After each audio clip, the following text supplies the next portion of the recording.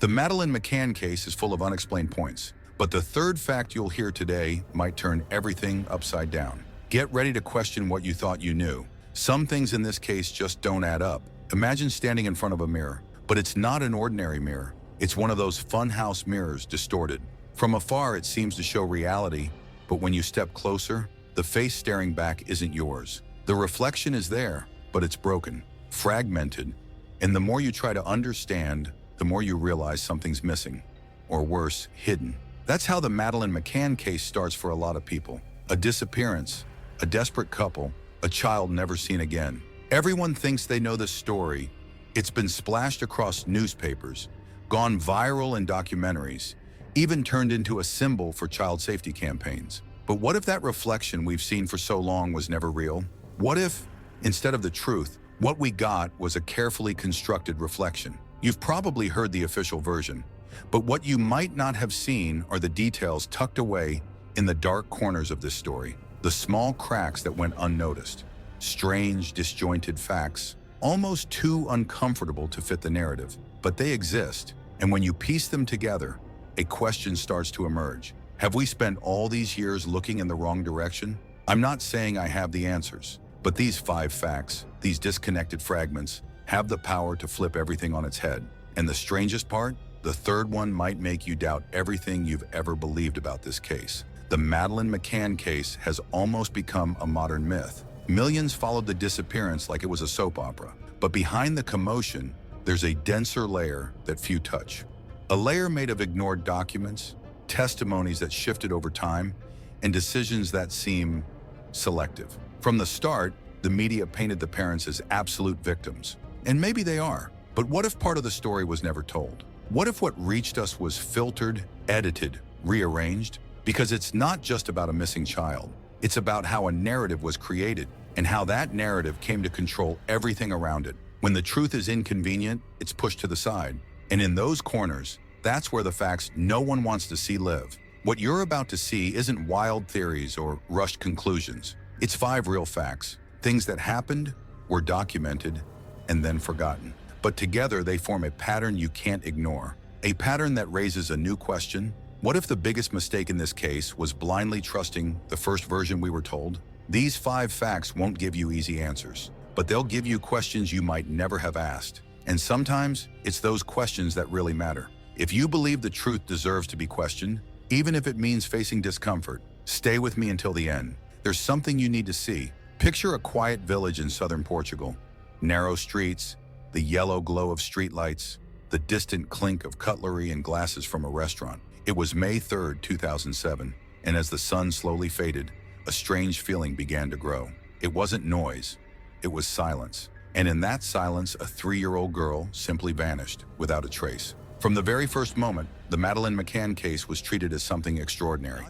Headlines appeared almost instantly. The coverage was intense, almost rehearsed, and the parents, Kate and Jerry, were thrust into the spotlight, not as suspects, but as the protagonists of an undeniable pain. The narrative was born ready, an exemplary British couple on vacation, shattered by an unthinkable tragedy. But what if that story didn't start as cleanly as it seems? Because amid all that commotion, some things started to falter. First, the testimonies. Within 48 hours, what was said began to shift. Small details, supposedly insignificant, gained new versions. The position of the bed, the window, the locked door, or not. Was it Jerry who saw her last? Did the nanny hear something strange? Simple questions, but no clear answers. One of the nannies, in fact, gave a disconcerting statement years later. She said that late that afternoon, the mood among the adults in the group felt odd, forced, and that the insistence that everyone go out together seemed almost staged. That never made headlines. The tension builds here. Why were certain details treated as irrelevant from the start? Why were the first signs of inconsistency ignored, or worse, erased, and more? How do you explain that within days, high-ranking British government figures were already directly involved in the investigation? It's rare to see that kind of movement so early, so protective. All of this added up to a discomfort that became harder and harder to ignore. Something was out of place. It wasn't just the pain, it was how everything was being carefully packaged, like a gift no one could truly unwrap. As days turned to weeks, the Madeleine case stopped being an investigation and became a spectacle. The parents gave interviews with carefully chosen words. The British press hammered the Portuguese police, and social media began fueling an absurd polarization. Anyone who didn't blindly believe the parents' version was automatically labeled cruel or insensitive. Meanwhile, a forensic report brought up a strange detail. In a car rented by the McCanns weeks after the disappearance, DNA samples were found that might or might not belong to Madeleine. The result was inconclusive, but curiously, the media treated it as dismissed, as if inconclusive meant innocent. No one stopped to ask, if the case is about a missing child, why not investigate every lead to the end? Why close off certain possibilities so quickly? At the same time, questions about the media's role started to surface. Several outlets simply repeated the same phrases, the same versions, without any challenge to emerging data. Some questions were asked once and never again, as if they'd been silenced. And that's where the most uncomfortable part comes in. When you start connecting the dots, something emerges. A pattern. Whenever something didn't align with the official narrative, a shifting version, a forensic detail, a legal question, it was hushed, discredited, or swept under the rug. The truth, it seems, was treated like a fragile product, and instead of being sought, it was shaped. Now imagine this in a case involving a child, governments, international media, and global outpouring. It's like walking through a maze where the mirrors show what you want to see and hide what's really there. What if this is just the surface? If you still feel like something doesn't fit, it's because it doesn't. Now the part that's coming up, the 5 facts, won't just stir your memory, it'll hit your sense of logic, and maybe shake your confidence in what you thought was right. Let's walk through this together, because what's coming next will turn your head. There are things you hear once and hold on to, not because you believe them, but because it's easier that way. And that's more or less what happened with the early testimonies in the Madeleine case. They seem to fit, at least at first glance. But then you start noticing the details. At first, Jerry McCann said he saw Madeleine sleeping around 9:05 p.m., but on another occasion, he described the same scene at 9:15 p.m. Seems minor? Now think, in a disappearance case, 10 minutes can change everything. And it wasn't just the time, it was how he described the door, the girl's position, the room's lighting. Each time, a small tweak. And Kate said she noticed the window open. But at another point, she claimed she only noticed the breeze in the curtains. And later, that the shutter was raised. Was the window open or ajar? Unlocked or forced? Small details, yes. But together, they create a noise too loud to ignore. And when asked why these versions changed, the response was always vague. We were shaken, but even the Portuguese detective found it odd. They seemed to control every word, except those. Now combine that with what came later. The car rented days after the disappearance, a vehicle that should have had nothing of the child's, but it did. In the trunk, samples with partial DNA matches, but strangely, they didn't repeat the test. No new samples were taken, nothing. As if calling it uncertain was enough to make it irrelevant. And at this point, everything shifts, because the doubt stops being about the crime and starts being about the interest in truly understanding what happened. The parents were being assisted by British authorities from day one. It wasn't just emotional support, it was a structure in place. Diplomats, lawyers, even media guidance. An internal document stated, "It's critical to keep the press focused on the search, not the investigation." That line is still etched in the mind of one of the Portuguese investigators. He said it no longer felt about finding the girl, it felt more about protecting an image. And the press? They seemed to know exactly what to say. Same headlines, same angles, no questions. When someone dared raise a doubt, they vanished from the coverage. A Spanish reporter tried to talk about inconsistencies in the accounts and was replaced from the story the next week. And then comes the most uncomfortable detail, the discredited witnesses, people who saw strange movements, heard unusual noises, felt something was off that night. All of them treated as confused or even opportunistic. But years later, some of those statements were cross-checked with other sources. Some made sense, except it was too late. Public opinion had already picked a side. The truth rejected early on might have been the closest to real, and that hurts. It hurts because it shows we might have chosen the more comfortable lie over the more unsettling truth. Because deep down, everyone wanted to believe it was an accident, an abduction, anything, but something darker. But what if we've been wrong from the start? It's strange, isn't it? How certain truths only really hurt when they stay silent for too long. As if what we don't want to hear takes root. Maybe that's why so many still resist revisiting this case.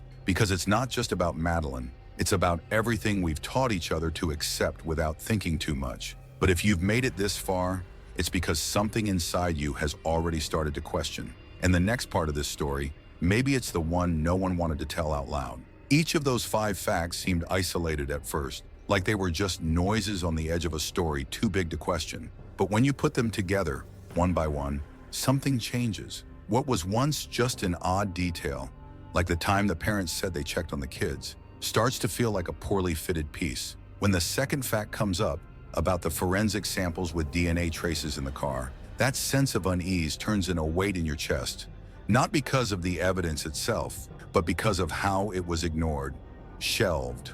Almost as if silence held more value than doubt. With each new piece, the puzzle starts to form backward. Instead of revealing the picture, it shows the gaps, the voids, as if every proof were surrounded by reflections, distorted, fragmented, repeated until no one knew what was real anymore. And at the center of this maze of mirrors, a feeling, discomfort. The discomfort of realizing that maybe the goal was never to find the truth, but to protect a story. Versions shift, evidence fades, time passes, but the pattern remains.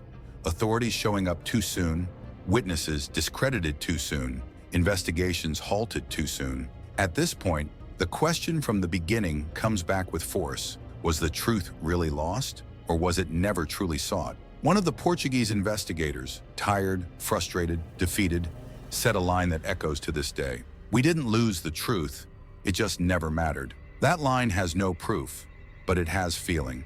And sometimes it's in feeling that what no one could say with words resides. In the beginning, the story was about a missing child. But now looking back, it's clear what really vanished was trust.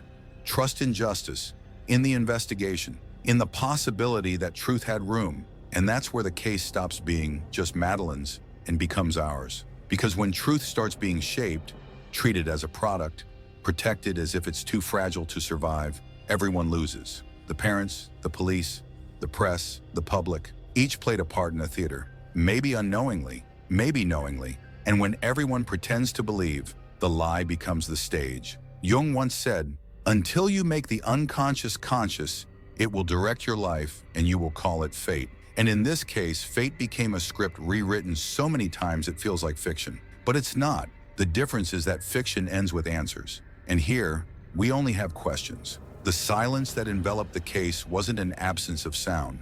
It was a choice, a protection built on versions, headlines, denials, and conveniences. And in the end, what's left? A timeline that doesn't hold up, uncomfortable and a feeling that someone somewhere chose not to look closely. Maybe that's what bothers us most, knowing the truth might have been too small to matter or too big to be told. And if you've made it this far, it's because you don't settle for ready-made answers, because something inside you has already sensed that things don't add up. And if I told you this case isn't the only one with leads no one wanted to investigate, there are more stories like this.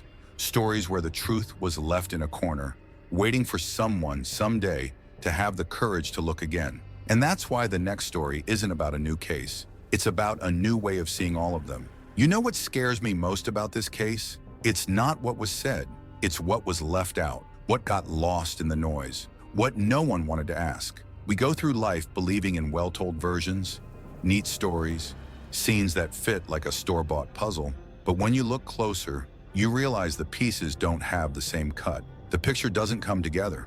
Too much is missing. These 5 facts you saw here, on their own, already unsettle. But when you put them side by side, every odd point, every silence, every omission, what emerges isn't a conspiracy theory, it's an open wound.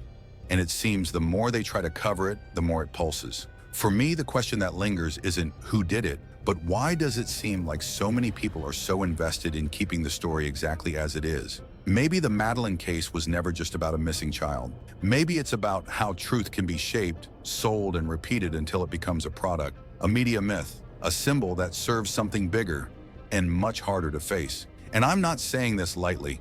I really felt this while preparing this video. Every document, every forgotten testimony, snippet, every strange reaction that was hushed gave me the sense that something's there. Not necessarily what we think, but something. Something pushed to the back, to the corner of the story, as if questioning were a crime. Now, I want to know what this stirred in you. After everything you heard, What was the point that hit you hardest inside? Which detail made you stop and think, wait, something's wrong here? Write it in the comments. I'll read every single one. Show me your take on this. I'm curious to see how this landed with you, because some stories touch and others awaken. And if you felt this video moved you in some way, I need to show you something. There's content in the pinned comment that might complete what was missing here. A piece that didn't fit in this video, but could help you understand why certain truths never make the headlines. Check it out later, but only if that discomfort is still there. Because if it hurt, it's because it still matters.